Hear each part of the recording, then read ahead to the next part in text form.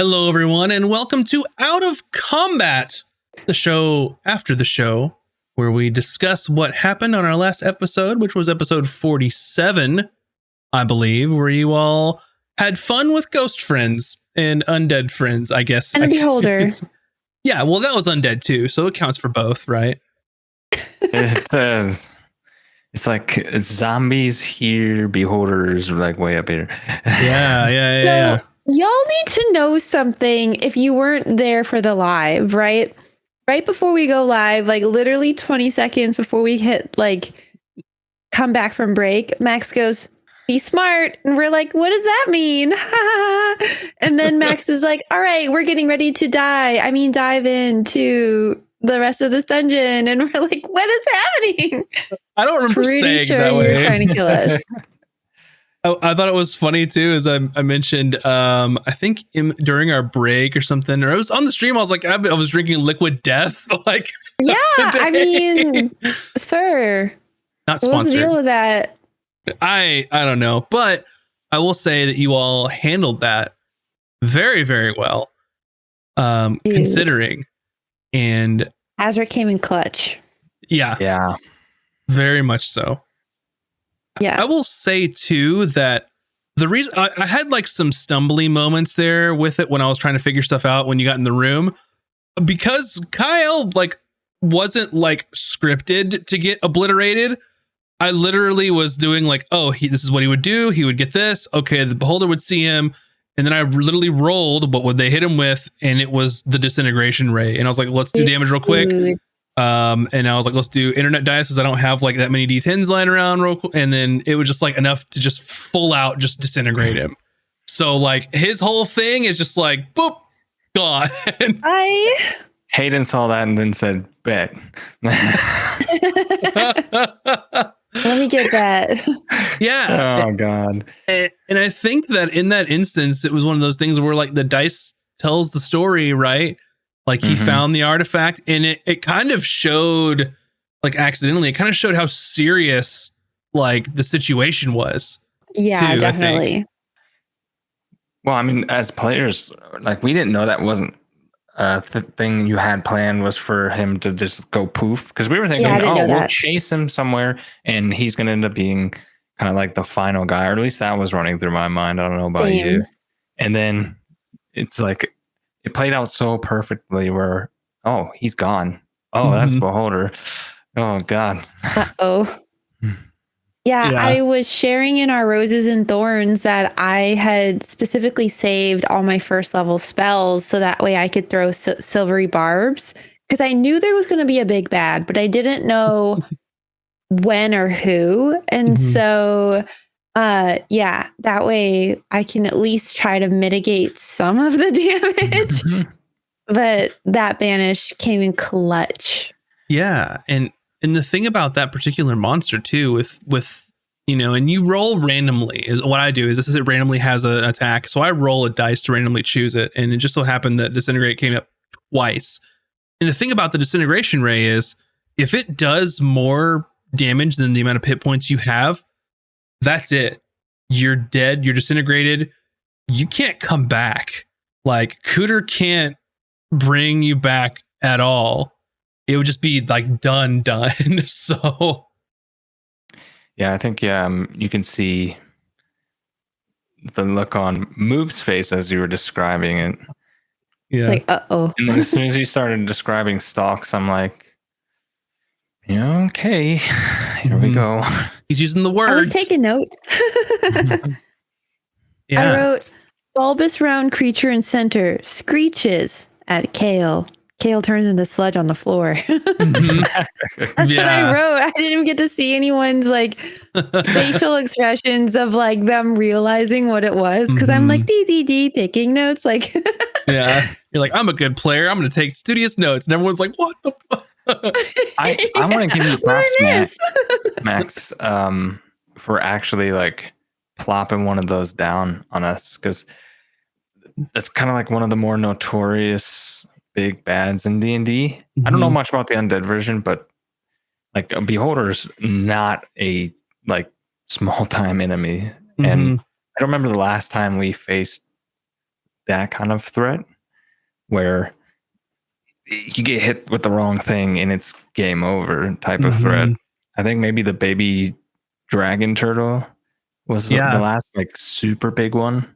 Yeah, for sure. So, and that too. And what's scarier is that the undead ones are weaker than the live ones too. So yeah, they're a little I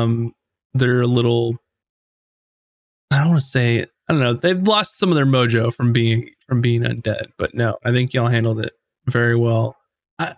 So I want to know from you all, kind of as players, like, this is the second time that you've kind of gone through sort of a dungeon type thing with a lot of similarities. I don't know if you realize, but when you were on the Whispering Isles, there was a beholderkin in there too. It was a little guy, and you're finding these places, these magical lanterns and stuff. Like, what do you think is going on with these things? We actually were just talking about that when you walked away. We were like, what do we think this medallion is? And I was like, well, what if it has to do with that other ancient place? And that's when VS was like, oh, the Ancient Isles. And so, like, I think it's all connected. Yeah, I think based on what we know about the world and how there was this whole catastrophe that happened because of magic, like, this might be remnants of this civilization's prior to that, where maybe magic was more abundant, and these are like the leftover sort of, I don't know, places of gathering or places where powerful mages were, because this one had undead stuff in it, but like, beholders are magical by nature, and maybe it was placed there to protect the medallion, like to protect these items.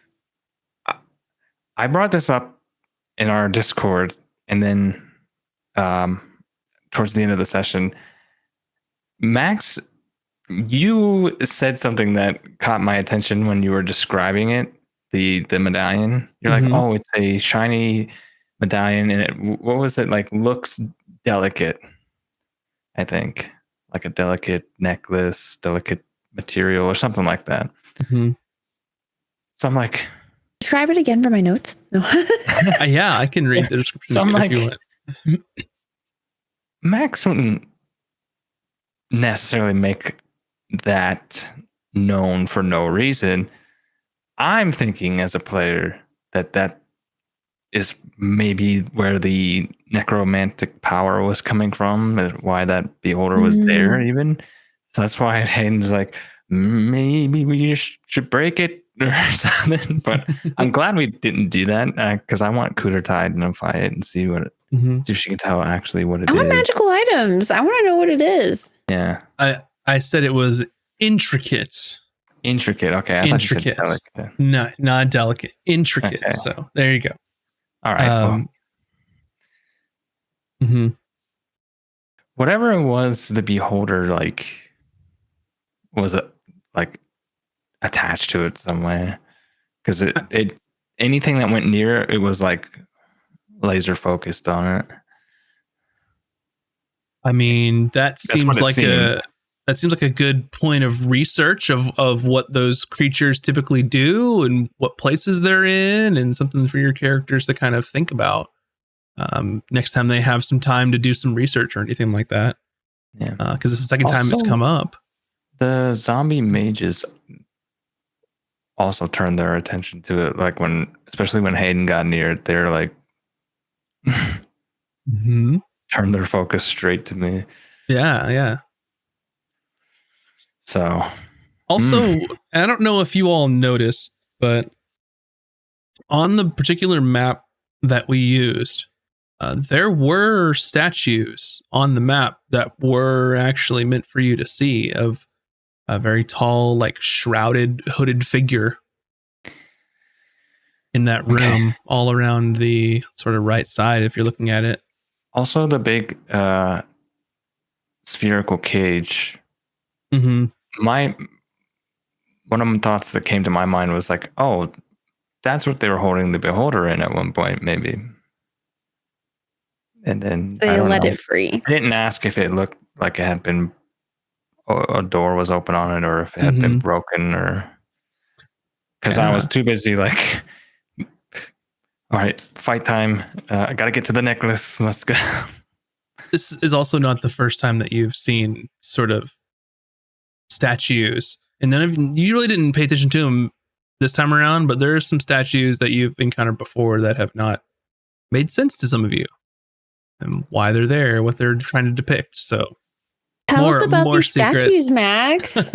all I will say, if you didn't catch the bonus stream for the Obsidian Extra Life, where you all played other characters and were in a vault, that's all I'm gonna say. So you all can go and watch that previous episode. The same statues. There was a particular unknown statue. As core, I remember. And because like all the deities were accounted for, except for this one. It was just an extra statue. Yeah. And that was in the place we just were. And you'll remember that the last place that you went in that was like this, it was sort of depicted by Emmy using her feature. This is like a place of worship, but it doesn't make sense. What are they worshiping?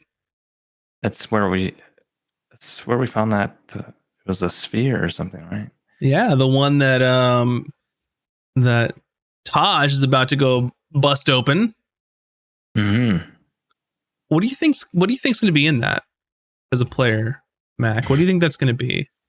Didn't you tell us it's another puzzle? Like it's a puzzle to another puzzle to another. It's like another like, oh, now you got to go find this bullshit, and now you got to go find this, and like each lock is a different lock. What do you think I don't know. Is past all of the potential puzzles, I guess you could say. Maybe some like a really specific scroll or information. Like if it's locked by this many locks, it's a big deal. You know, it's something that someone had casted away on purpose. And so not meant to be found, not meant to be looked at. So something that is like a really big information about like that like void area, or like what happened in the past, or a specific spell that's really powerful, or like, yeah, just something of power that like a need to know.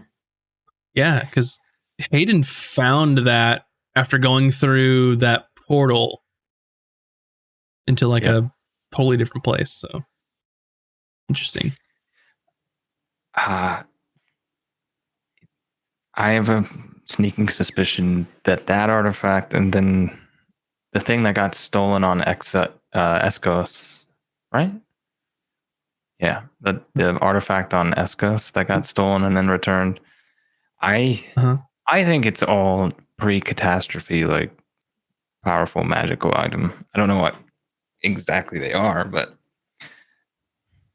seemingly nobody in the world does either.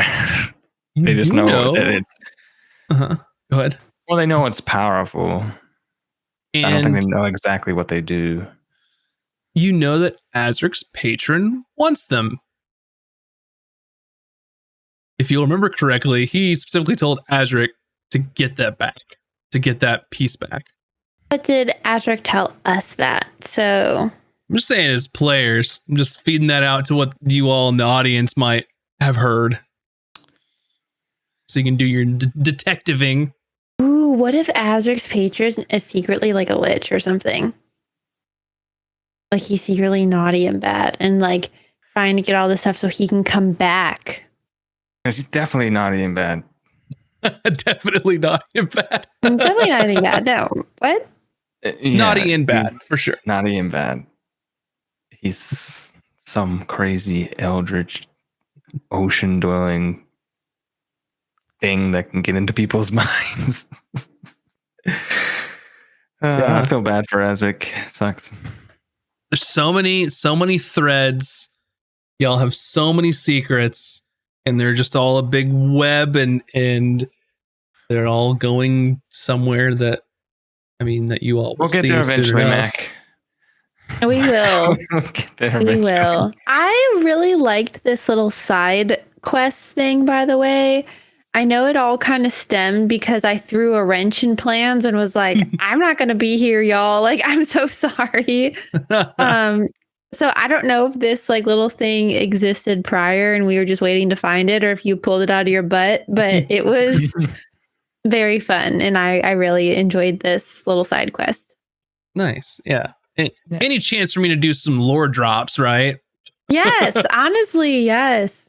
Because it's so intertwined and it's so much bigger than we think it is. Like there's so much there that you're dangling in front of us and we're just not seeing it. But like the pieces are slowly coming together.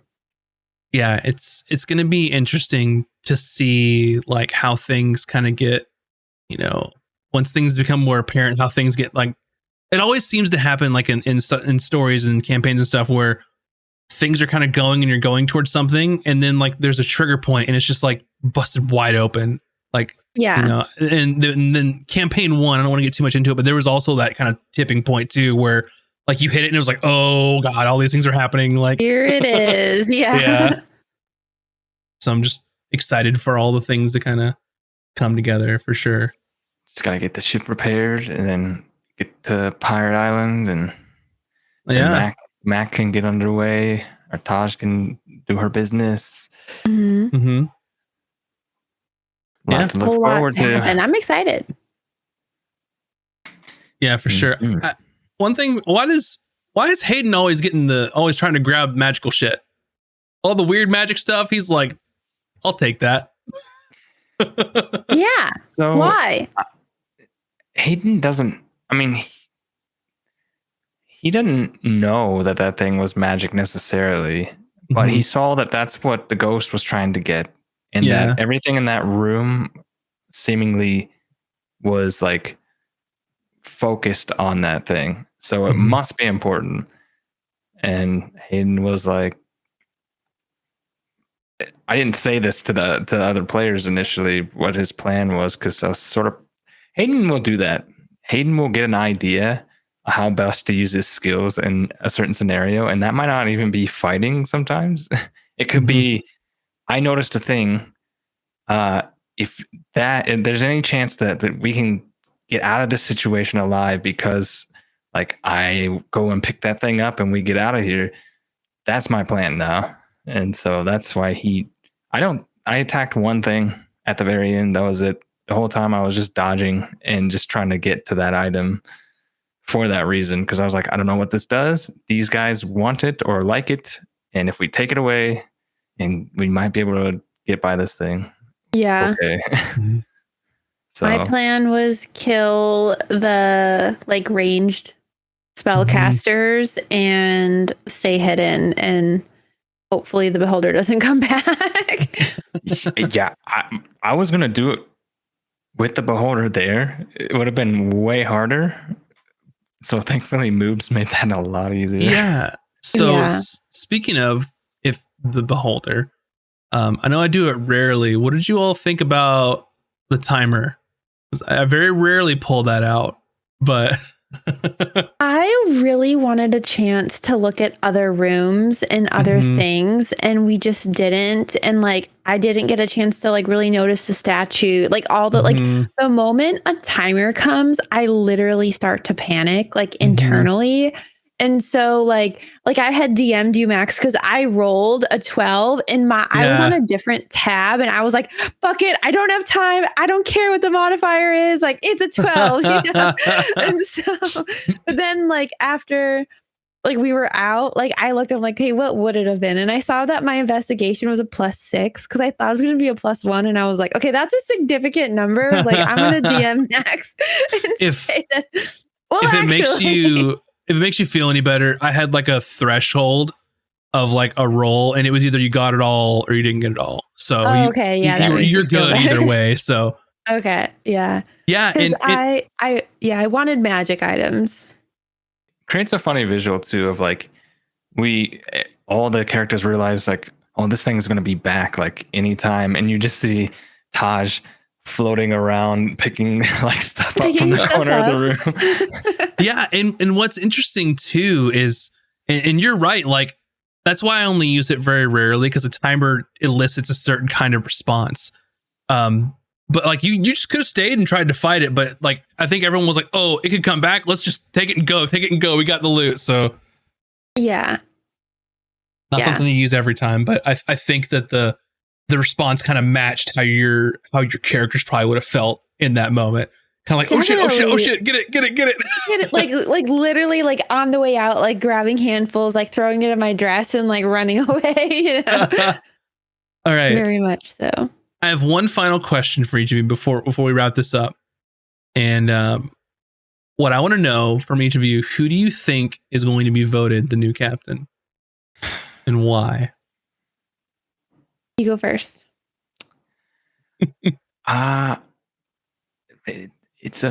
For me, I feel like it's a 50-50 whether or not Azric stays or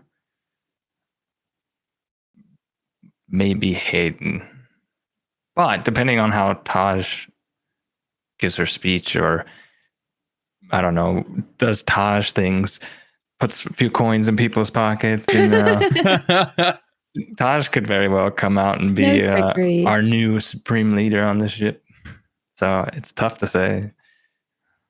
Yeah, I actually, so it's interesting that you think it's 50-50 between Hayden and Azric, because I think it's 50-50 between Taj and Azric. Do you? Yeah. Well, so like the vibe I get from Hayden is that people are afraid of him. Like, I don't know if people will follow blindly someone they're afraid of in like a bad way, you know? Like, I feel like I'm a pretty nice guy. Well, I don't know. It's just like there's just so much mystery about you. There's so much we don't know. True. And so it's like, well, who is this guy? You know? I think my reasoning for it was when the idea first came about, like there was a few people who came forward and specifically said Hayden. And then, I mean, Taj had Whisper, but Whisper's contingent is kind of small. So I don't know. I really don't know. Mm-hmm. Yeah, it's definitely going to be up to the individual characters and kind of like what they do to try and sway votes and stuff. I mean, a lot of it might come down like who wants it and who wants to put in work and try and make it happen, kind of thing. So that's the thing. Hayden's never really mentioned about like, man, I wish I was running the ship. He's never said anything like that. Same with Taj, yeah. I mean, who knows? Azric might just keep it, you know? Yeah. Who knows? Yeah. But anyway, we'll find out next episode of who's going to be the captain. So you definitely don't want to miss that. But thanks everybody for watching, and we'll see you on next time. Bye-bye. Bye. Bye.